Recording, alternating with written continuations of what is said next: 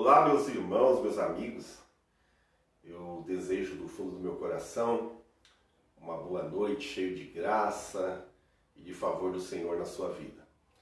Que bom, estamos aqui mais uma semana, mais uma sexta-feira, juntos, né? Para estudarmos as Escrituras. E a gente continua hoje nesse tema tão fascinante, né? Que é o livro de Apocalipse, né?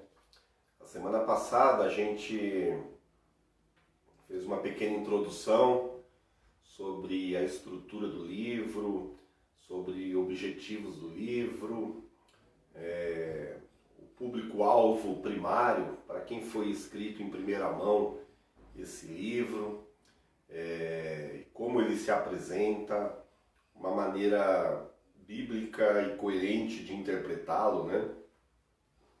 Então, na semana passada, a gente viu que é um livro que deixa uma mensagem de esperança, né? E não de medo, né?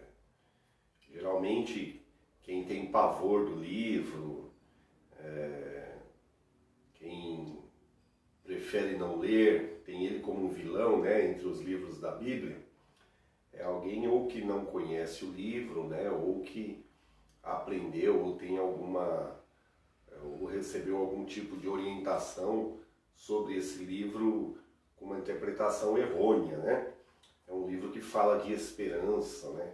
Que fala que no final o bem vence o mal. Esse livro é um livro de difícil compreensão a partir do momento que você não conhece o Velho Testamento. Ele tem uma conexão muito grande com o Velho Testamento, por ser um livro que é todo quase descrito usando-se muitos sinais, muitas figuras, muitos símbolos, quase sempre associados ao Velho Testamento. Então é necessário um certo conhecimento da história do Antigo Testamento, né?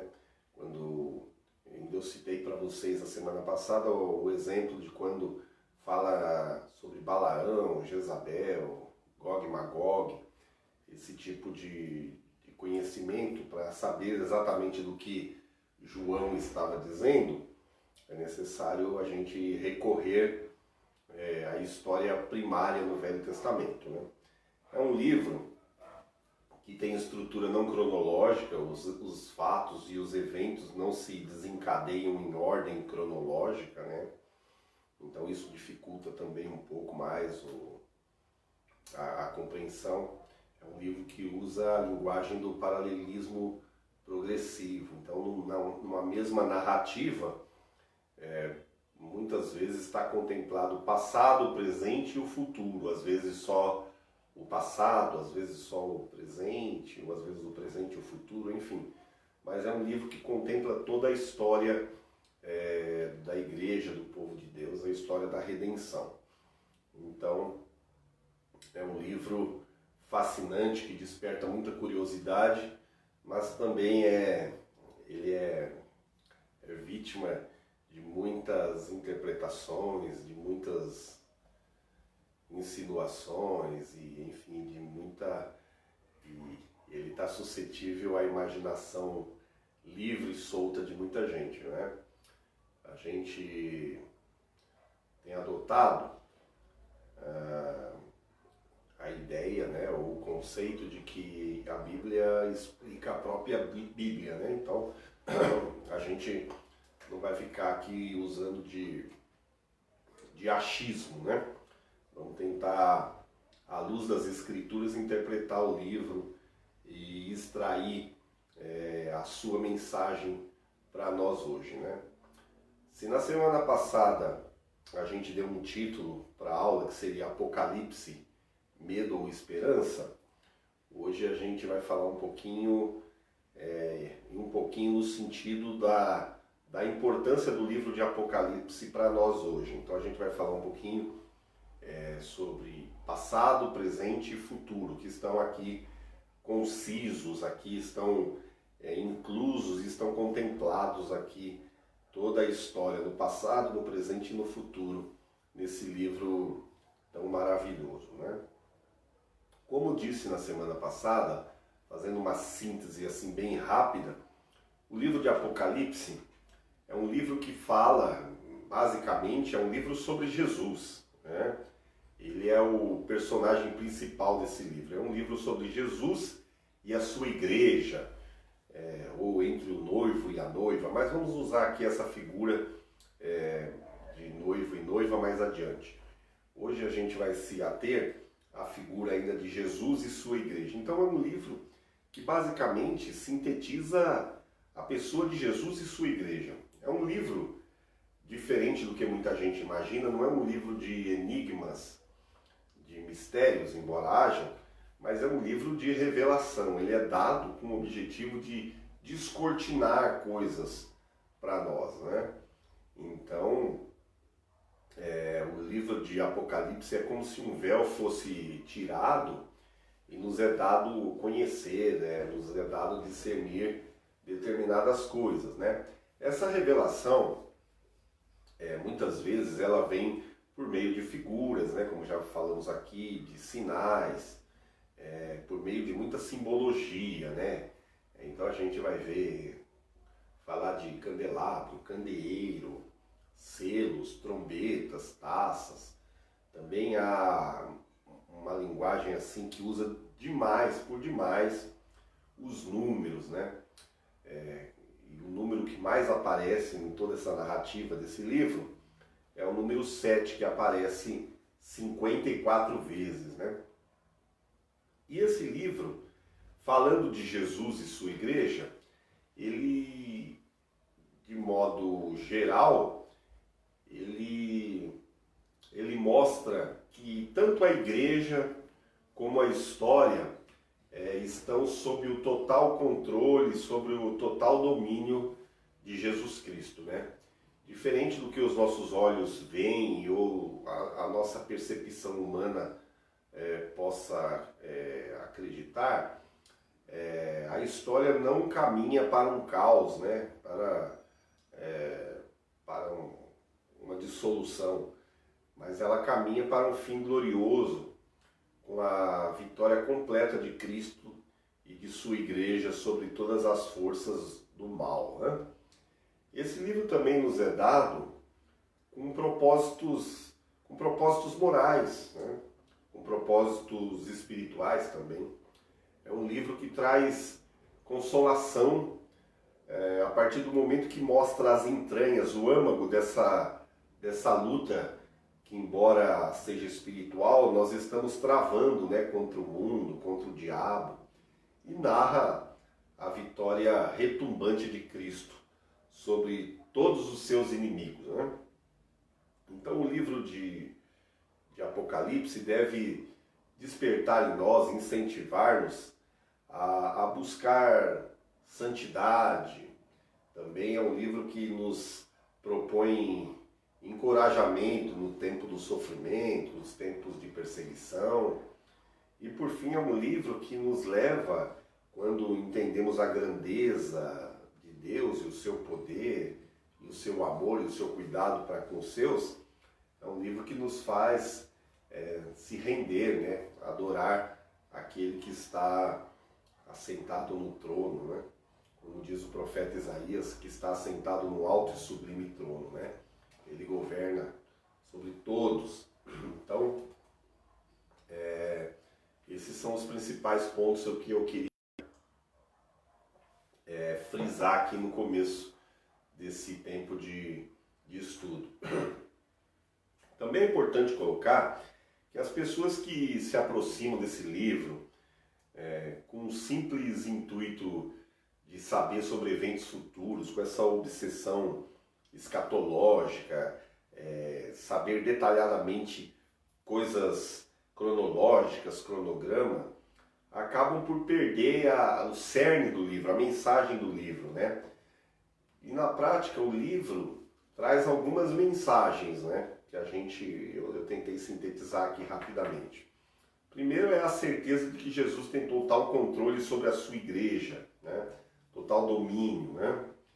Segundo, que Jesus tem total controle, ele conduz a história, toda a história. Ele tem controle e domínio sobre toda a história. terceiro ponto que eu queria colocar aqui é que a perseguição do mundo, do diabo, enfim, de todos os inimigos de Deus e da igreja, não pode destruir a igreja de Jesus. Essa também é uma mensagem bastante forte no livro de Apocalipse. Uma outra mensagem que fica ao lermos todo o livro é que os inimigos que perseguem a igreja, todos eles, um a um, serão vencidos, né? E todos esses inimigos de Deus e da igreja, eles terão que enfrentar o juízo de Deus ao mesmo tempo em que a igreja estará desfrutando de bem-aventurança completa, né? Então é disso que o livro trata. Um propósito importante do livro de Apocalipse é confortar a igreja que luta, milita, que guerreia, né?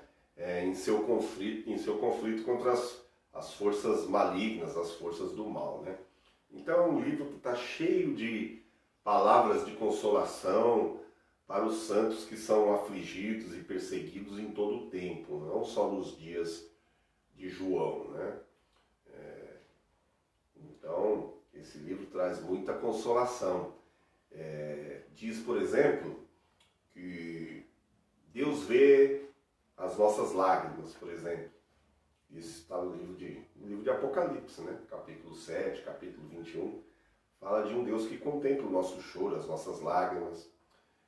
Fala também esse livro que as nossas orações produzem verdadeiras revoluções no mundo, né? As nossas orações desencadeiam ações de Deus poderosa. Também, ainda falando de mensagem de consolação, esse livro nos fala que a morte dos santos, dos mártires, daqueles que são perseguidos, daqueles que são mortos por causa do nome de Jesus, essa morte é preciosa aos olhos de Deus, né? Também, como mensagem de esperança, esse livro nos diz que a vitória dos santos está assegurada, né? Que o sangue de cada um daqueles que foram mortos por amor a Jesus será vingado. Também é uma mensagem de consolação. Diz que o Cristo dos santos, dos mártires, esse Cristo governa o mundo em favor deles, né? É uma mensagem poderosa. E diz ainda uma mensagem de consolação para todos nós, é que esse Cristo descrito no livro de Apocalipse, ele em breve voltará. O tema desse livro traz consolação, traz segurança, traz descanso de alma, né? Nos encoraja, nos dá força. Esse é o propósito. E o tema, como é a vitória de Cristo, de sua igreja sobre Satanás e os seus seguidores, ele tem uma intenção esse livro. De mostrar que as coisas não são como parecem ser, né? O diabo, o mundo, o anticristo, o falso profeta, todos os ímpios, os inimigos de Deus, eles perecerão, viu? Embora pareça que não, que eles estão bem, que a igreja está sofrendo, a igreja passará por grandes reveses, mas eles perecerão. Essa é a mensagem do livro. Mas a igreja de Jesus, essa vai triunfar, né? Então Cristo é apresentado nesse livro como vencedor, como conquistador, né? Jesus conquista, ele triunfa, ele conquista todo tipo de vitória, ele triunfa sobre a morte, sobre o pecado, sobre o inferno, sobre o dragão, a besta, o falso profeta, sobre a Babilônia, sobre os ímpios. Então, ele terá triunfo, vitória completa, né? A igreja que tem sido perseguida ao longo dos séculos, né? Mesmo suportando grandes martírios, grandes perseguições, ela é vencedora, né? O livro do Apocalipse mostra uma igreja vencedora, né? Também diz que esses juízos de Deus que são enviados sobre a terra, elas são uma resposta de Deus às orações que os santos fazem, né? Então a tua oração, o teu clamor, a tua súplica é contada, né? Chega diante de Deus, né? como disse para vocês a semana passada, originalmente em primeira mão, de maneira primária, o livro de Apocalipse ele foi endereçado aos santos que estavam suportando o martírio na época do apóstolo João, né? Inclusive esse estava preso, confinado na ilha de Patmos, né? Nesses primeiros séculos depois de Cristo, houve grandes perseguições contra a igreja, né? No primeiro momento levantou-se Nero, né? Depois Domiciano, depois Trajano, depois Marco Aurélio, depois veio o Sétimo Severo, já no fim do segundo século, depois Décio, né? E por fim Diocleciano. Todos foram grandes inimigos de Deus, né? E se a gente atentar com bastante cuidado para esse livro, a mensagem não é destinada só a esses cristãos que sofreram grandes perseguições, martírios, prisões, morte, açoites, nos dias desses imperadores romanos, não, né? Mas é um livro que é extensivo a todos os santos durante toda essa dispensação que vai desde a primeira vinda de Jesus, quando ele estabelece o seu reino, até a sua segunda vinda, quando ele voltará em glória, né? O livro do Apocalipse ele faz um compêndio que ele narra de maneira gradual, progressiva, os eventos que envolvem o povo de Deus desde o estabelecimento do reino de Jesus, quando ele diz chegado o reino dos céus, né? E vai até o fim, até a conclusão, até a consumação da obra da redenção.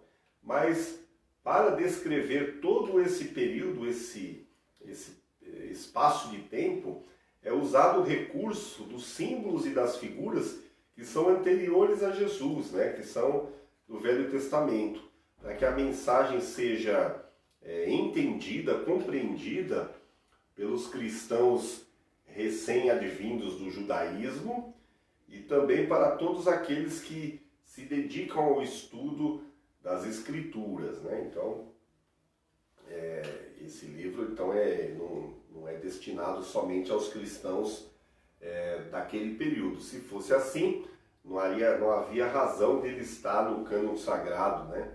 E ser objeto do nosso estudo, enfim. Então não há razão para entender dessa forma. Basicamente, nós temos 3 escolas de interpretação do livro de Apocalipse, né? A primeira escola de interpretação é a interpretação preterista. O que significa dizer isso? Significa entender que tudo que está narrado e descrito no livro de Apocalipse já aconteceu.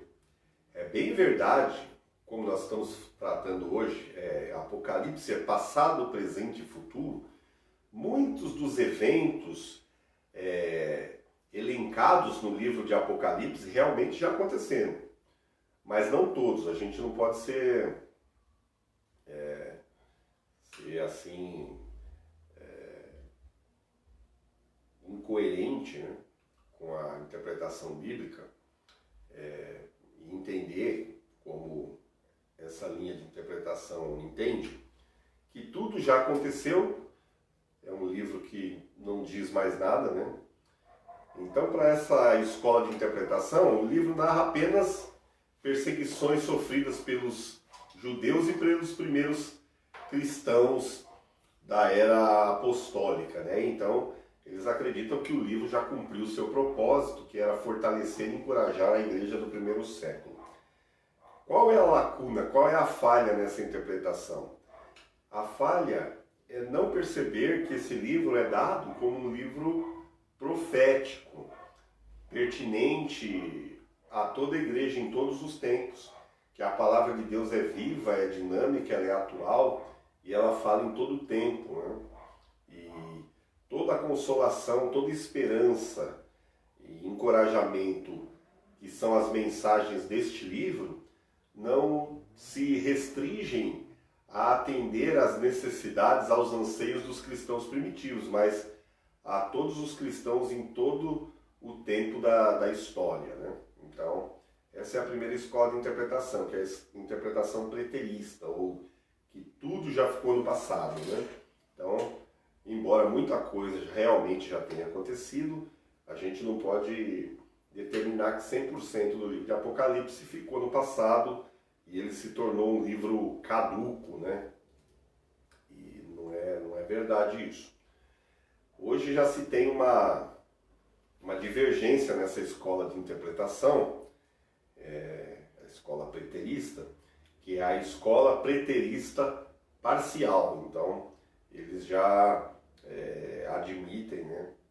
E é muito bom isso, que em grande parte dos fatos aconteceram, porém há uma janela de fatos, né, ainda a serem revelados e manifestados no presente e no futuro. Isso é muito bom. Também a segunda linha de interpretação, a segunda escola, é a chamada linha futurista. Essa é a mais conhecida e acho que é a mais difundida no meio cristão evangélico, principalmente. Qual é essa linha? Essa linha acredita que tudo que é profetizado no livro de Apocalipse, a partir do versículo 4, principalmente, tem a ver com o que eles chamam de últimos dias, né? Sem nenhuma aplicação na história da igreja, enfim, ou ao passado da igreja, né? Acreditam que os primeiros 3 capítulos, eles são o resumo de períodos da história, a partir de Pentecostes, a partir da manifestação da igreja como corpo visível nessa terra. E a partir do capítulo 4, tudo é futuro, né? Não há aplicação passada. Essa linha, essa escola de interpretação, ela também ela falha, né? Ela falha porque ela não faz jus à história. Ela simplesmente ignora que os cristãos primários, os primeiros destinatários dessa carta, usaram de forma relevante essa revelação para suportar os dias maus, né, que eles passavam, né? Então, ignora que essa mensagem foi primeiro designada, destinada a um público ainda lá nos primeiros dias, nos primeiros séculos da igreja, e joga tudo para o futuro, né? Ignora que este livro já confortou, consolou, encorajou muitos santos de eras passadas. Então, transfere tudo para o futuro, né? Ignora que essa mensagem falou aos crentes primitivos.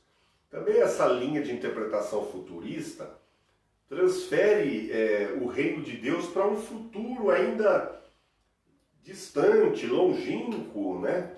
Isso é uma falha de interpretação, a meu ver, grosseira, né? Porque nós já sabemos que o reino de Deus já veio, né? Nós já estamos nele. Ele, na verdade, ele acontece, como diz a profecia de Isaías, é um reino que só aumenta e não tem fim, né? E como como mostra a visão do profeta Daniel, fala da pedra lançada sem mãos, que tornou-se um grande monte e encheu toda a terra, fala do reino de Deus. Então, esse reino já veio, nós estamos nesse reino, e ele está enchendo toda a terra, até que terá o seu cumprimento pleno, quando Jesus pessoalmente irá reinar a partir de Jerusalém. Mas é um reino em expansão, mas esse reino já veio. Quando Jesus inicia o seu ministério, a mensagem de Jesus é: arrependei-vos porque é chegado o reino dos céus. Então, o reino de Deus, ele não é algo distante, longínquo. Então, essa linha futurista ignora o passado, ignora o presente e trabalha só com o anseio do futuro. Quando na verdade, para nós hoje, esse livro fala hoje, aos santos de hoje, aos crentes de hoje, aos salvos de hoje. A mensagem ela é atual em todo o tempo, né? Como disse para vocês, a palavra do Senhor ela é viva. Então não é só considerar o profético, o escatológico lá adiante, mas temos que considerar também aqui o passado e o presente. Então, tanto a linha preterista, que joga tudo para o passado, quanto a futurista, eu acredito que elas falham em algum momento. Não deixando de frisar que o livro de Apocalipse contempla, sim, muitos eventos do passado, muitos mesmo, não são poucos não. Mas também contempla eventos ainda a se realizarem, porque é um livro de cunho profético também. O que eu acredito que seja a escola ou a linha de interpretação mais coerente é a interpretação histórica, né? Na interpretação histórica, nessa escola de interpretação, acredita-se que o livro de Apocalipse é uma profecia que narra toda a história do reino de Deus, desde o primeiro advento, né? Desde quando Jesus se manifesta, começa o seu ministério, e vai até o segundo advento, que é a sua vinda gloriosa, né? O livro é rico em símbolos, imagens e número, e está dividido em seções paralelas e progressivas, como nós vimos na aula passada, de 7 candeeiros, 7 selos, 7 trombetas, 7 taças, sempre o número de 7, que significa completo, total, né? Essa linha de interpretação, essa escola, é a mais aceita e a mais difundida desde os primeiros dias da igreja, né? É a linha adotada por Santo Agostinho, a maioria dos reformadores, né? Os grandes teólogos dos séculos passados também seguiram essa linha, que contempla o passado, o presente e o futuro. Basicamente, o que se entende é o que é dito lá em Apocalipse 1 e 19, para o apóstolo João. Jesus, quando se apresenta, se manifesta a João, diz para ele escrever o que viu, as coisas que ele viu, as coisas que são e as coisas que hão de vir. Então, essa linha de interpretação, ela contempla passado, presente e futuro. Então, ela abraça a interpretação preterista do passado, a futurista, sem ignorar o presente. Então, é uma linha que eu acredito mais coerente com todo o conjunto, com toda a cosmovisão bíblica. Ou seja, que a Bíblia, ela fala em todo o tempo, sempre. É isso que eu acredito seja o mais coerente aqui. A maneira mais coerente de se interpretar e estudar o livro de Apocalipse. Dois fatores que contribuem muito para que se evite o estudo sistemático do livro de Apocalipse. Primeiro é a ideia de que ele é um livro selado, né? Que trata de coisas escondidas, de coisas encobertas e tal. Quando, na verdade, a palavra Apocalipse, no seu sentido original, significa tirar o véu, né? Revelar o que está escondido. Então, há uma ordem do próprio Deus, no livro de Apocalipse mesmo, no capítulo 22, versículo 10, diz assim: não seles as palavras da profecia deste livro, por isso é um livro profético, porque o tempo está próximo. Então, a gente percebe aqui que é um livro que não deve ser fechado ou cerrado, guardado do entendimento das pessoas, né? Geralmente, essa é a primeira razão de muita gente não estudá-lo, né? Falar, essas coisas são encobertas, não é para nós, quando na verdade, né? E um segundo motivo que muita gente se afasta do livro é a ideia de que ele é um livro que só fala de catástrofe, de tragédias, né? De caos, de desgraças, enfim. Hoje, quando se fala em Apocalipse, essa palavra tomou uma conotação de coisa ruim, de tragédia, né? De eventos catastróficos. Quando, na verdade, o livro de Apocalipse não é um livro sobre tragédia e caos, embora fale disso, é um livro de revelação, que traz, descortina diante de nós verdades, né, espirituais que ocorrem em todo o tempo da história, né? E apresenta como pano de fundo nessa revelação a vitória de Jesus Cristo, de sua igreja, como já falei. Ele chega ao ápice, o livro, com a vitória retumbante de Cristo da igreja, apresenta um Cristo vitorioso, triunfante, né? O livro de Apocalipse ele pode ser sintetizado em 9 características básicas. Eu vou falar rapidinho delas.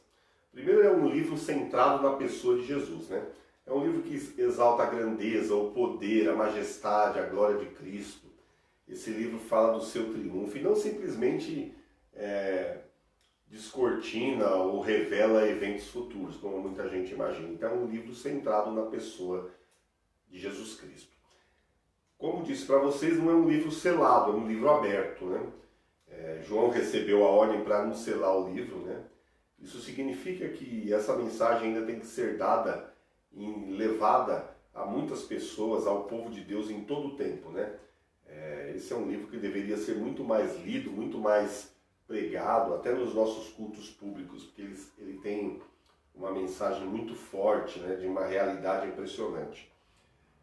Terceiro, é um livro cheio de símbolos, né? É um livro que para uns ele é misterioso, né?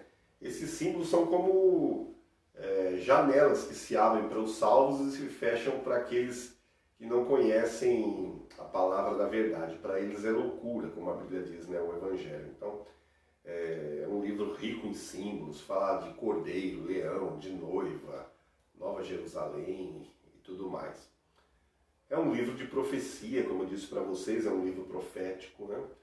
Que aponta no final a vitória de Cristo, da igreja, e é um livro que nasceu num berço de aflição, né? Em tempo de aflição, né? João estava preso, né? Devido à perseguição do imperador Domiciano, né? Quando ele assumiu o trono em 81 depois de Cristo, né? É um livro também que ele descreve com riqueza de detalhes a bênção completa do povo de Deus. Então, quando fala de 7 bem-aventuranças, esse número, na verdade, ele é figurativo e fala de totalidade, fala que nós receberemos uma bênção completa. Então, essa a ideia do livro. Então, é um livro que fala de bênção completa para o povo de Deus, de bem-aventurança total. É um livro relevante, né, também, porque descreve coisas que aconteceram, coisas que estão acontecendo, e de maneira muito precisa e muito rica, nos instrui sobre eventos futuros e como devemos reagir em face deles, né? Também é um livro, não sei se é essa palavra, mas assim eu vou dizer, é um livro majestoso, né? Ele fala da grandeza, da majestade de Deus, né? Apocalipse é um livro que fala de Deus em seu trono. Essa palavra, trono, aparece 46 vezes no livro, apresenta um Deus que governa, um Deus que reina, que controla a história, que dirige, que conduz de acordo com o seu propósito, para os seus próprios fins, enfim. Então é um livro majestoso, que fala da grandeza de Deus em um trono, né? Do seu poder infinito, da sua glória, enfim. Também é um livro universal, né? João, quando ele está recebendo a revelação de Jesus Cristo, ele vê povos de todas as nações, de todas as línguas, de todo tipo de costume, de todos os lugares, né? Ele vê uma grande multidão de pessoas alcançadas pela graça, de vencedores, né? Com roupas brancas, palmas nas mãos. É um livro que trata da totalidade da igreja, em todos os tempos, em todos os lugares, né? Então, é um livro que tem um caráter universal. E é um livro apoteótico, vamos dizer assim. É um livro que traz a apoteose, o clímax, né? De tudo que se iniciou lá em Gênesis, né? É um livro que apresenta a consumação de tudo aquilo que começou em Gênesis e irá se completar agora nesse livro de Apocalipse, né? Ele narra de maneira apoteótica, essa é a palavra, toda a história da redenção e como Deus resgata toda a sua criação para a sua própria glória, né? Então apresenta o segundo Adão, Jesus como o alfa e o ômega, o começo, o princípio, o fim, né? Tudo começa nele e termina nele. Então é um livro fantástico, fabuloso, por todas essas peculiaridades, né?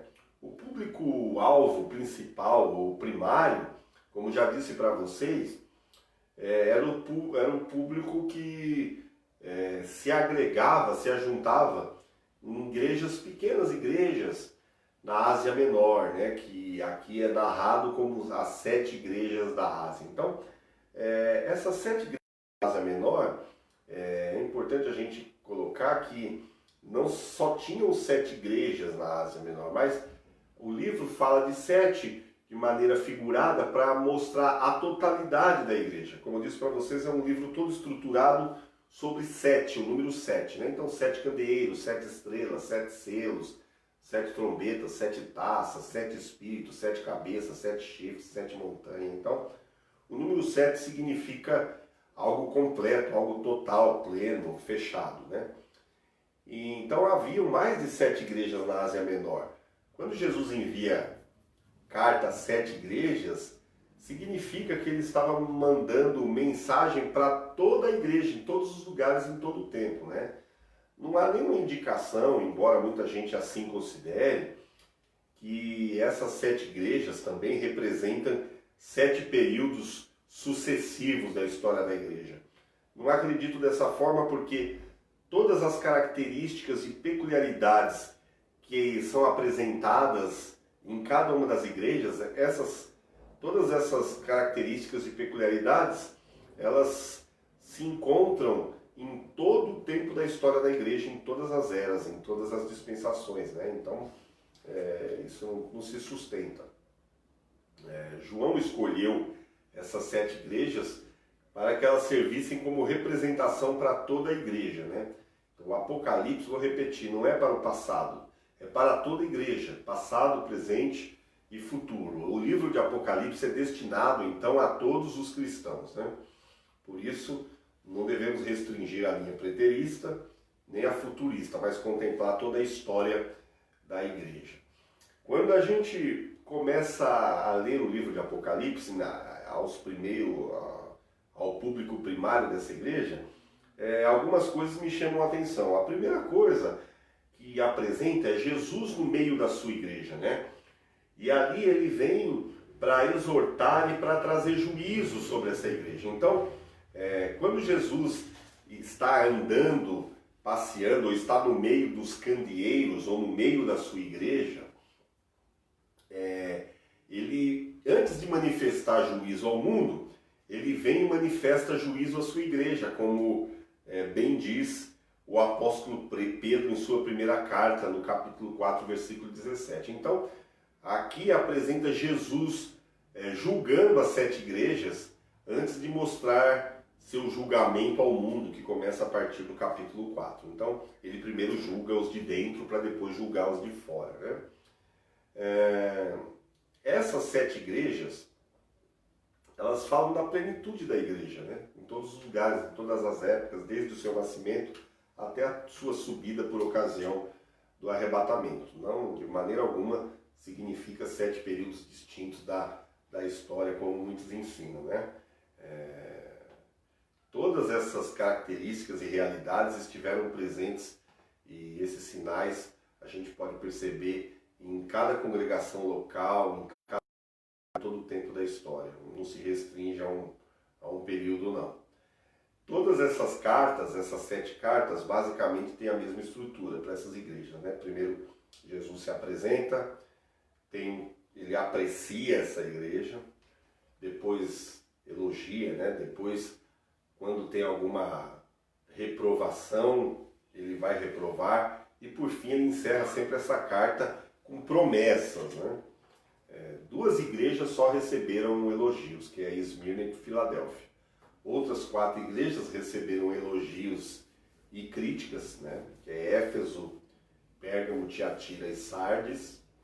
E uma igreja só recebeu críticas, que é a igreja de Laodiceia.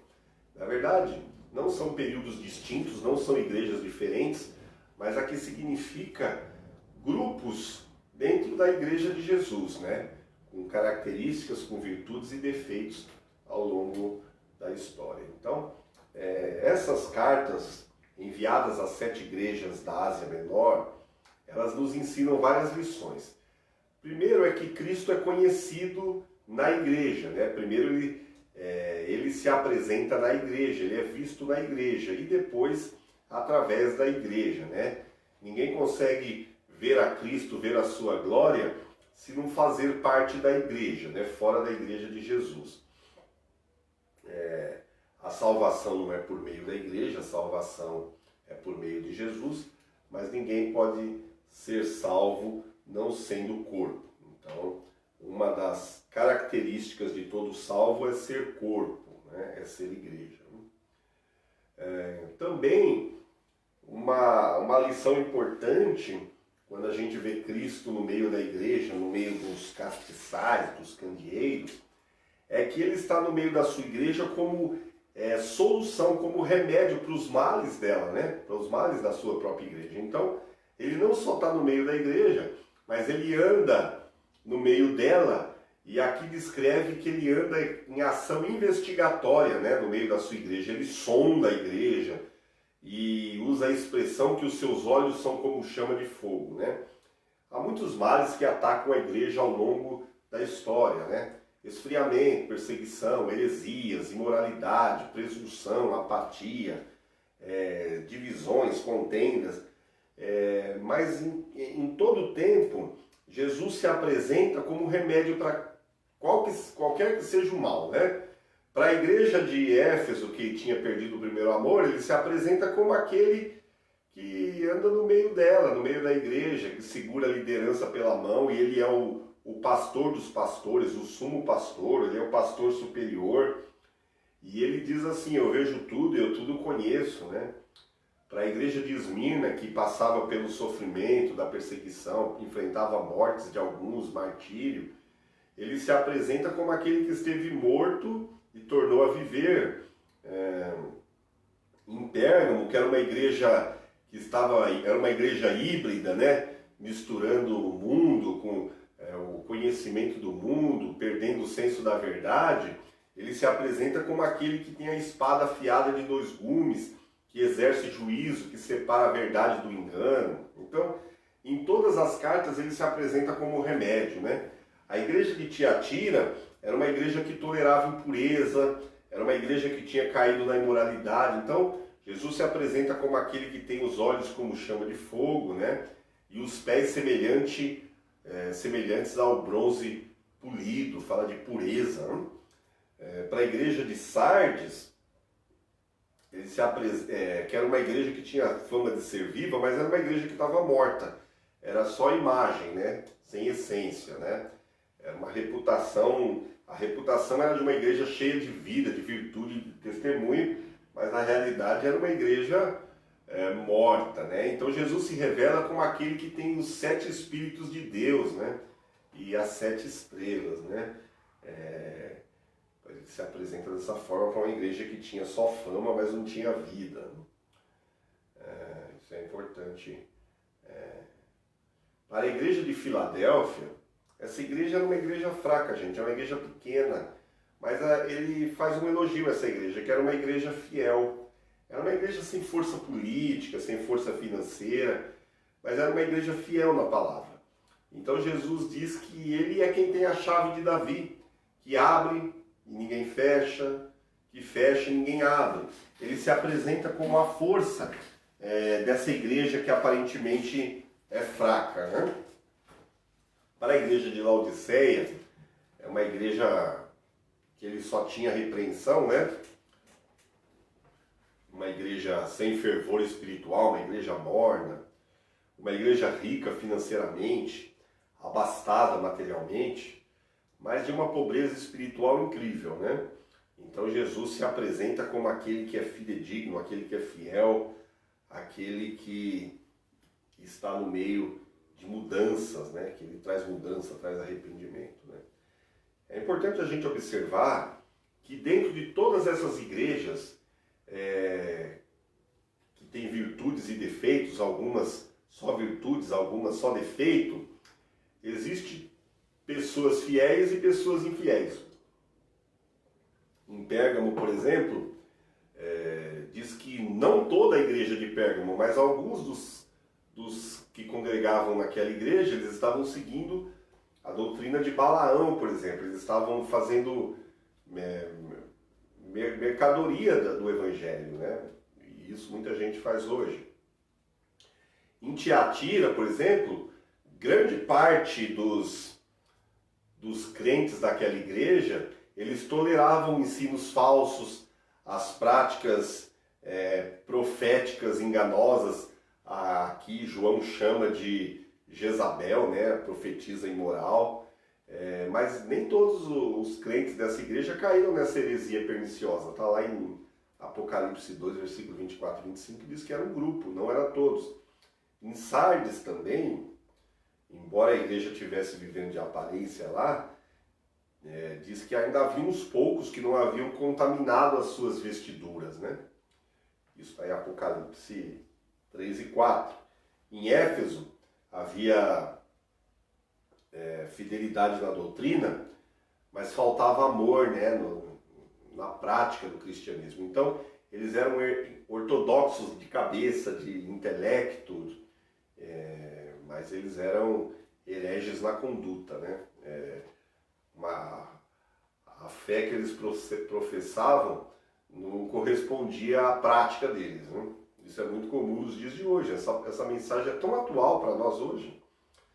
Em Esmirna e Filadélfia, que eram igrejas fiéis a Cristo, mesmo nessas igrejas que Jesus não tem nenhuma grande repreensão a fazer, diz que algum deles lá eram sinagogas de Satanás, né? Estavam no meio deles lá. Então, a igreja nem sempre é aquilo que aparenta ser quando é examinada por Jesus, né? Jesus conhece a sua igreja profundamente, né? Então, ele vai trazendo um diagnóstico, né? Éfeso era uma igreja ortodoxa, trabalhadora, fiel, mas perdeu o primeiro amor. Esmirna era pobre aos olhos dos homens, mas rica aos olhos de Cristo. Pérgamo tinha gente comprometida com Deus ao ponto de morrer, ao ponto de se entregar ao martírio, mas também tinha gente que caiu diante da sedução do pecado. Em Tiatira também estavam trabalhando com tanto afinco, né? Mas não tinha muita vigilância, tinha muita ação, mas sem zelo com a sã doutrina. Então Jesus se desagrada disso também. Então nem sempre aquilo que aparenta ser aos olhos dos homens corresponde àquilo que Deus vê, né? A igreja de Sardes, né, tinha cara de que estava viva, mas estava morta, né? A igreja de Filadélfia, tão fraquinha, ninguém dava nada por ela, era poderosa aos olhos de Cristo, né? A igreja de Laodiceia, que se considerava tão rica, né, tão abastada, tão cheia de bênçãos, né? Aos olhos de Cristo era uma igreja pobre, miserável, né? Uma igreja sem vida. Então, essas coisas apresentam Cristo no meio da sua igreja ao longo da história, passado, presente e futuro. Ele anda no meio da sua igreja também não só para fazer juízo, para repreender, mas ele também anda no meio da igreja oferecendo arrependimento, né? É importante isso. Para uma igreja ele fala, ó, se vocês não se arrepender, eu vou mover do seu lugar um candeeiro, né? Se vocês não se arrepender. A outra igreja ele diz para ser fiel até a morte. Para outra igreja ele diz, arrependa-te, senão eu venho até a ti sem demora, e contra eles pelejarei com a espada da minha boca. E ele vai indo assim, vai exortando a conservar o que tem, para que ninguém perca a coroa. Então, Jesus anda no meio da sua igreja com uma mensagem de exortação de arrependimento, a voltar-se para Ele, a voltar ao primeiro amor, a voltar às primeiras obras, ao zelo com a sã doutrina. Isso é importante. Então é uma mensagem atual para hoje que o livro de Apocalipse nos deixa. E por fim, Jesus anda no meio da sua igreja, no meio dos candeeiros, do castiçal, para deixar-nos promessas gloriosas, né? Promessa aos vencedores, né? Importante aqui frisar, ressaltar que nem todos os membros da igreja visível, aquela que a gente vê, são membros da igreja invisível, que é a igreja universal, militante de Deus de todos os tempos e todas as eras, os comprados e remidos pelo sangue de Jesus. Nem todo mundo que é igreja visível é igreja invisível. Aqui, por enquanto, convém que joio e trigo cresçam juntos, né? Em determinado momento, isso ainda está em aberto no livro de Apocalipse, que trata disso também, joio e trigo serão separados, né? Também, nem todos os membros das igrejas locais, das comunidades, são membros do corpo de Cristo, acompanhando esse raciocínio aí. Nem todos os membros dessa igreja visível local são vencedores. Só são os vencedores aqui descritos no livro de Apocalipse, aqueles que são os verdadeiros membros do corpo de Cristo. Esses são os vencedores, né? Então as promessas aqui contidas nesse livro são aos vencedores de fato, né? E aqui essas promessas tratam de bênçãos que a igreja necessita, busca ou almeja. Então, para a igreja de Éfeso, o vencedor se alimentará da árvore da vida. Eu já falei para vocês desse tipo de linguagem. Isso aqui é um genitivo epesegético, né? Não fala que você vai ficar comendo uma árvore lá. A árvore significa vida, vida eterna. Para a igreja de Esmirna, há a promessa que ninguém sofreria o dano da segunda morte, da morte eterna. Para a igreja de Pérgamo, o vencedor, ele recebe o maná escondido, uma pedrinha branca com um novo nome, né? Fala de uma nova identidade, de uma nova realidade, né? A igreja de Tiatira, o vencedor recebe a promessa de receber autoridade sobre as nações, né?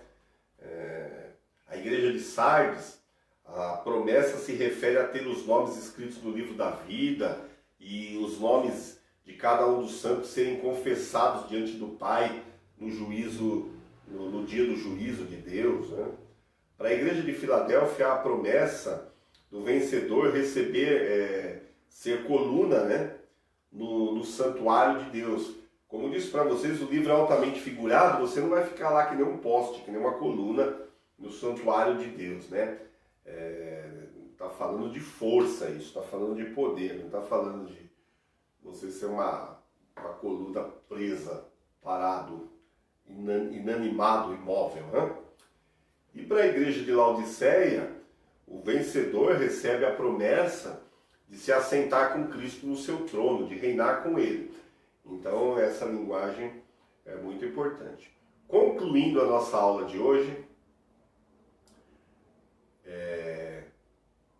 nós temos que entender então que toda a mensagem do livro de Apocalipse, seja de exortação, seja de alerta, seja de esperança, seja de consolação, seja de encorajamento, seja revelação de eventos futuros, seja do que for, toda a mensagem do Apocalipse contempla todos os cristãos, todas as eras da igreja, né? Não está restrita a períodos ou públicos específicos ao longo da história, mas a toda a igreja. Então o livro de Apocalipse é um livro universal, não cronológico, histórico e profético, que trata do passado, do presente e do futuro do povo de Deus. Concluindo, para todas essas igrejas há um refrão, é uma mensagem única que ecoa desde aqueles dias de João até os nossos ouvidos hoje. E esse refrão, essa mensagem é: quem tem ouvidos, ouça o que o Espírito diz às igrejas. O Espírito Santo continua falando no meio da igreja, Jesus continua andando no meio da igreja, Ele é o Senhor da igreja, o Espírito Santo vai adornando essa igreja, o reino vai sendo expandido e consumado, e é isso que trata o livro de Apocalipse. Então a gente não pode estudar esse livro pensando só no nosso deleite intelectual, na nossa curiosidade teológica, ou aquela curiosidade mórbida por saber a sequência de eventos. Não, esse não é o objetivo do estudo do livro. O nosso intuito principal deveria ser ouvir o que Deus está falando conosco através desse livro, o que o Espírito Santo está dizendo à igreja, né?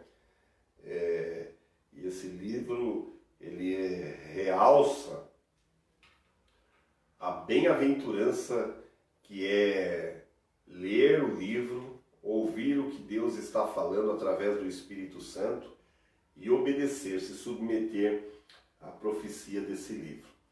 Oxalá esse livro traga um tempo de intimidade sua com o Senhor, de revelação, de conversão de caminhos, né? Que o Espírito Santo encontre a sua palavra, encontre guarida no meu e no seu coração, em tempos de bonança, em tempos de sofrimento, em tempos de perseguição, em tempos de angústia. Que essa palavra venha estar entranhada em nós de tal forma que ela produza vida de Deus em nós, coragem de Deus em nós, segurança de Deus em nós, paz de Deus em nós, justiça de Deus em nós. Esse é o desejo do meu coração ao explanar um pouquinho aqui de maneira concisa e sintetizada um pouco desse livro tão rico, fascinante, que é o livro de Apocalipse. Nos próximos dias, se Deus nos permitir, nós vamos dar continuidade desse livro, nos aprofundando mais e mais. Por ora, hoje é o que eu queria dividir com você.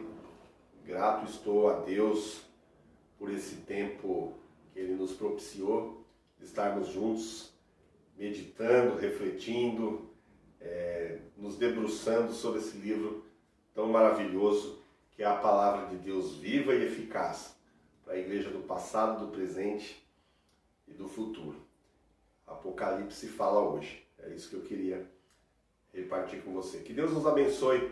Obrigado pela tua companhia. Obrigado pela tua participação. Deixe o seu comentário. Curta a nossa página. Para nós é sempre uma alegria tê-los junto conosco. Que Deus te abençoe. E até a próxima oportunidade, se Ele nos permitir. Deus abençoe a todos. Uma ótima noite.